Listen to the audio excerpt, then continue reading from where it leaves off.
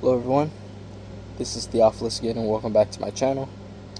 And just gonna make more of a freestyle type video. Just kinda wanna give an update about how my life is going and what I'm learning. Don't really know what the title of this video is going to be, but it's just gonna be basically me understanding things on a deeper level and sharing about my life recently. So the main thing that's happened is that I bought me an old vehicle, a little over 20 years old, and it has nearly 200,000 miles on it. First, I was really scared about the vehicle. After I bought it, it seemed like it really needed like a spark plug tune-up.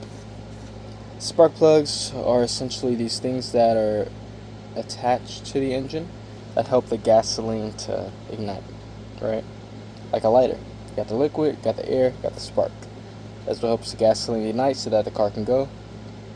When vehicles aren't accelerating very fast, I think that's a good part of it. That or the belt that pulls the engine or takes the power from the engine to the wheels. Hope I'm not complicating. I'm trying to make it very simple. I am into preventative maintenance. That is my just what I do for work, primarily. And it seems like a slow build because I'm learning that, well, instead of spending a few $100s on Uber rides to get back and forth from work, I'm now going to have to spend a few $100s a month on car insurance, which is going to be at least $225 to $250 because I live in Houston, Texas, and I'm relatively young. So I'm spending about the same amount of money as when I didn't have a car, but now I have the responsibility of taking care of and maintaining the car. And it is convenient, because I can put my stuff in the car, I can listen to what I want, I don't have to wait on a ride, which is good, but I now have all this responsibility of consistently taking care of the vehicle. And it's costing me the same amount of money with more time, which is a frustration. But having that autonomy and not having to spend, say, $20 to $40 a day just to be able to go longer than a 1 mile radius, it's an understandable frustration. And along with that, I'm also learning more about my body. For those that don't know, I developed, or I believe I was developing spinal arthritis since about the age of 18. Probably even deeper, but since the age of 18 is when the symptoms started to be really noticeable. And I did things like start going to the gym, which did help me. I played basketball a lot, which helped me. But then I started working really hard manual labor around the age of 19 to 22, 23. And even still now. Up until, I'd say, 23, I worked pretty physically harsh jobs. But now I work a job that's not so physically harsh, but I'm still moving around, moving objects, simple things, right? It can be as simple as turning a wrench or taking a tire off of a vehicle. But when you're injured, these small tasks become more difficult than they are for the average man. So that's a frustration in and of itself, and I'm learning about my body. I'm learning where the roots of my injuries are. A lot of it comes from the core, right? I had this misconception that because since I was young, I always had visible abs, so therefore I don't really need to work on my core. But that is a misconception. Your core is essentially, they call it your center. For those that are into the different kind of spirituality, it's your center. Your core, your lower back, and your legs are like the foundation of your body.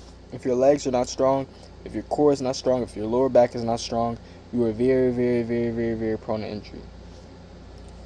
And there's other supporting parts of the body, right? Like the sides, the back, the shoulders, the neck. These parts of my body are not as strong as they could be, and I'm working on strengthening those parts of the body so that the more weaker inner parts of the body can heal, right? Spinal arthritis is not incurable. I've seen people cure it. It can just take months or even years to fix, especially when you're working, say, 50 hours a week doing a job that doesn't make the injuries easier. And also, I've been learning that about my mind, right? All these things are like systems. Like, if you want to be a car mechanic, it's not difficult. It's just systems. There's a belt system. There are systems of gears. There's systems of electricity. The tires and the brakes. That's a system in and of itself, right? All the little components are just one big system of systems that work together to make the vehicle drive, right? And function. Same thing with the body. Your body is a system of different systems that make the big system, which is the entire body, able to move. And your mind, which is connected to your body, is another system that you have to take care of and maintain consistently in order to be able to function properly. And with the stress of all these responsibilities, you could say, plus working about 50 hours a week, probably a little more, but roughly,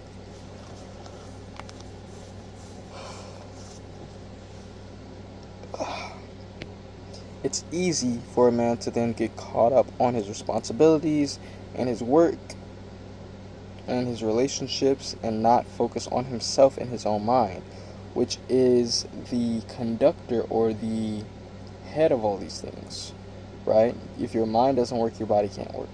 If your mind doesn't work, you can't take care of your priorities of your vehicle. If your mind doesn't work, you can't work good at work. You can't be a decent coworker to your other coworkers. You can't be a brother to your brother. You can't be a father to your child. You can't be a cousin. You get what I'm saying, right? You need to take care of your mind because a lot of your problems can stem from not having your mind how it should be. And you have to maintain the mind. You have to emotionally regulate the mind. And you don't do that through like hippie guru kind of things, right? You don't necessarily have to be like all about the mental health all the time. You have to make sure that you take time in the beginning of your day and at the end of the day to make sure you understand what's going on in your mind. Meditation is a really good practice that does that. I will admit I am not consistent with it, but excuse me, I make it my personal duty to live in like a meditative state of mind, right? When I'm at work. If I'm typing in things on the keyboard while I'm waiting for it to load, I'll stop and I'll breathe. I may just look outside, look at the trees, focus on focusing, focus on being present, right? Being attentive, focus on completing the task at hand. That's how men take care of their mind. The problem is when you don't have anything to focus on, and then you just focus on this meaningless loop of pleasure seeking that destroys you in the end. So I've been learning to take care of my mind, and I've been learning to take care of to see the signs that your mind is not well, right? If you have become a disciplined man and then you start becoming more pleasure seeking, that is a sign that your mind is not well. You know? If you feel unable to put yourself in kind of like a happy mood, that is a sign that your mind is not well. If you're not functioning properly, you think you're just having an off day, that is a sign that your mind is not well and you're not taking care of your mind. That's what I've been learning, right? There's a few times where I've been a lot of times where I felt really overwhelmed by life and overwhelmed by all the things that I'm going through and overwhelmed by my responsibilities and my troubles and my pain and my frustrations. Actually, give me 1 second. My mistake, I forgot something that my AC, it becomes loud background noise when I don't cut it off, so I cut the AC off and I should sound better now. That's why I think something like having a YouTube channel is really good for a man, because it gives you a way to express what you're going through. It gives you a way to focus on becoming a teacher and a leader and building a personal brand and personal responsibility. I've been looking at this guy called Modern Schema. This man is a genius. This man is a genius that understands male to female dynamics and male to female sexuality, psychology, etc. on such a profound level that I rarely see even with the best kind of dating content creators that I know of. And one of the things that have been being pointed out by him is that all throughout time, right, all throughout societies of humankind, there's been like a structure, a system set up for a young man to evolve into a man, for a man to mature and be more in his masculine, right? And in modern society, it's so twisted because we live in this equality, quote unquote, based society where it's really about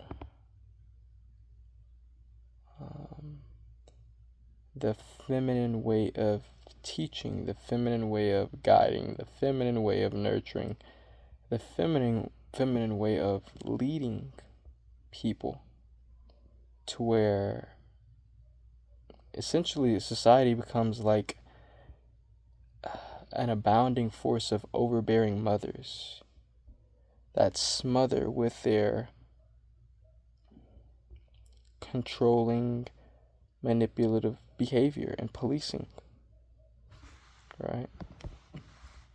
And what this does is it makes a society that is built around making a safety net for women and is built on putting down, strangling, holding down strong men until they submit into the new order of what this society is supposed to be, right?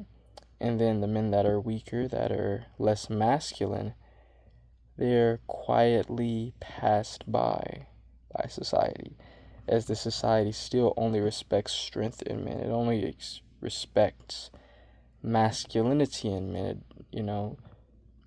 Women will complain that men need to be more like women in the way that women care for people and the way that women are hyper attentive and hyper focused and kind of like obsessive, mothering, helicopter parenting.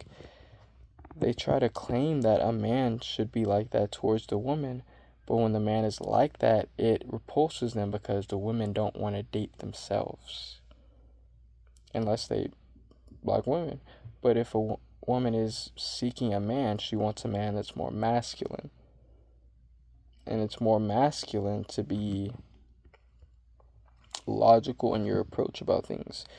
It's more masculine to be more focused and mission driven, right? It's more masculine just to not be obsessed and hyper attached in the relationship. And the women can claim that this is toxic when men just don't act like women. And then they go on and then choose the men and are highly sexually attracted to the men that don't act like women, right? We create a society of weak boys, and then they're like, oh, where are all the men gone?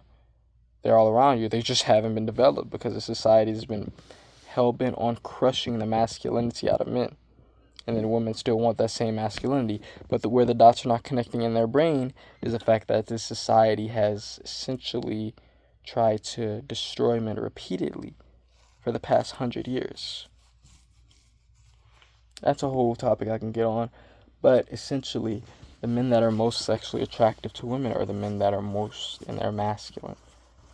Men that are self-sufficient. Men that are independent. Men that don't need the care and the love and the attention of a man. They like it because it feels nice, but they don't need it. They're sufficient without it. And these are the men that women hunt and chase.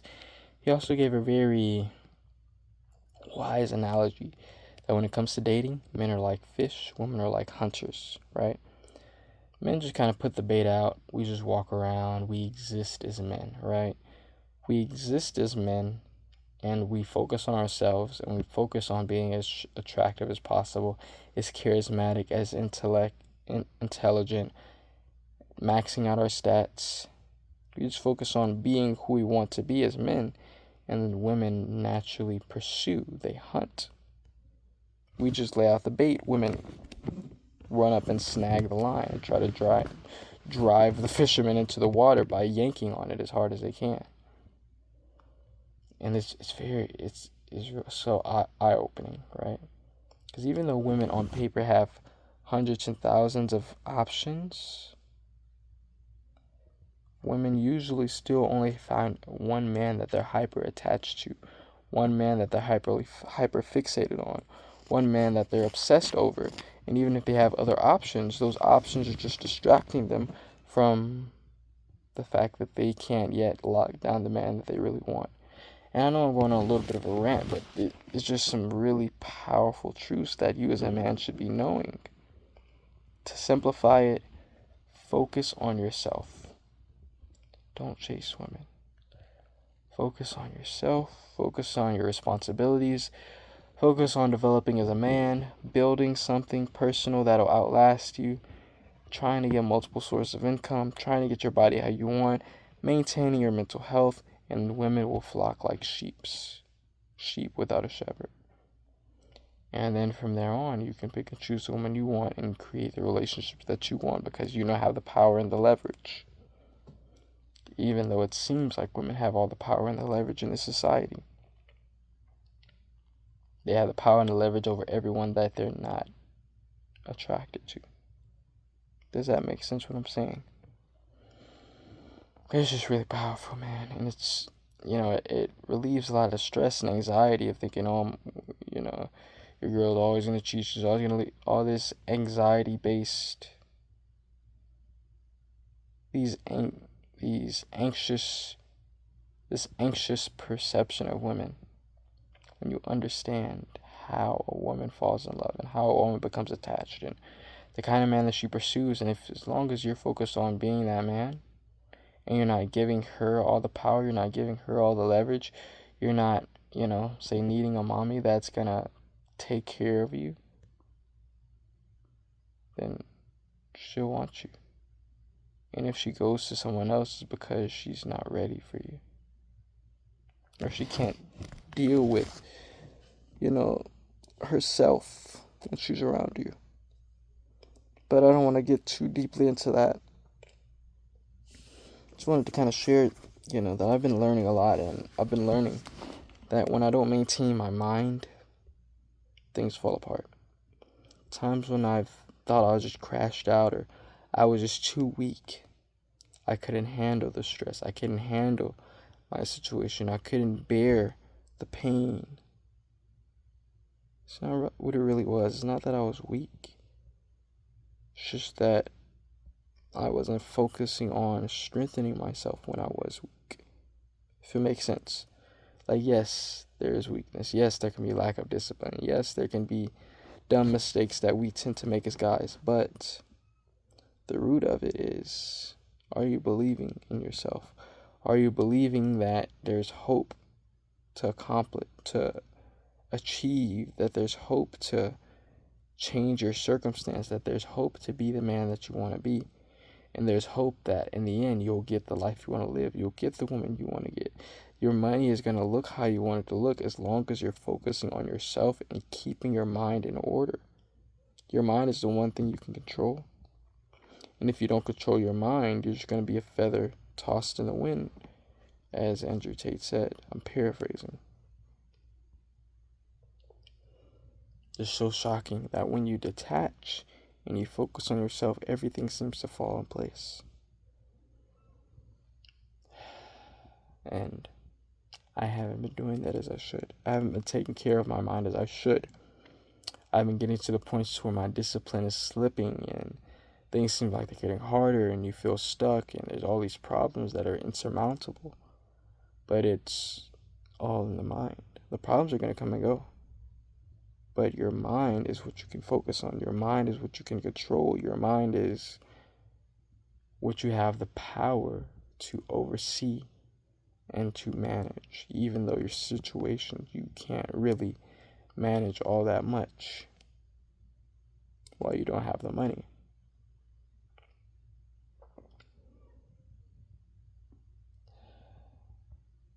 And this is what separates higher quality people from lower quality people. Do you have an internal monologue? Can you think for yourself? Are you self-sufficient? Can you regulate your own nervous system and your own emotions by sitting with yourself, pen, paper, and meditation? Can you understand your psychology? Can you understand your mentality? Can you understand your sexuality and why you like the things that you like and where it's coming from? without judging yourself and despising yourself. You see what I'm saying?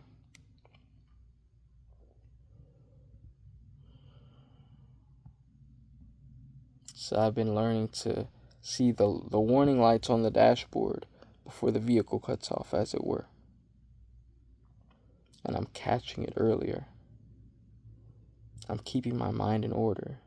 I'm starting to take care of myself better and in deeper degrees. And I'm making progress. I'm alright. Yeah, I know I shared a lot. I do thank you for tuning in. This is my update. This is what I've been learning. Feel free to look at the rest of my other forms of content. And I thank you. I hope you have a nice day.